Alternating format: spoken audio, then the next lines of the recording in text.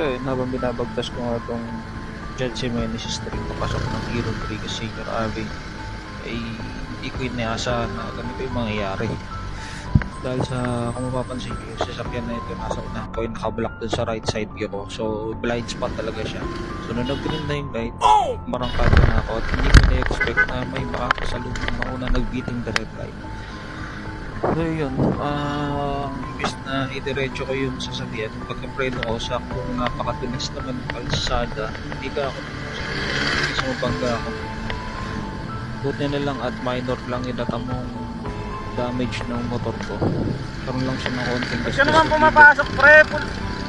at tupi yung aking side mirror. Anything else, wala namang masamang. Thankful pa rin ako kasi at least hindi ganun kalala yung nangyari sa akin.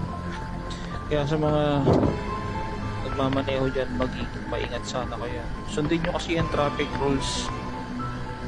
Sumunod kayo sa mga traffic signal kung ano yung sinasabi. Huwag kayo yung nagbibiting the red light. Ako po. Makaka-aksidente talaga kayo. Ayun, tapos na ito, diniretso na si Kuya. Di man lang nag-sorry. Di man lang binuksan yung bintana. Yun ang nakakainis.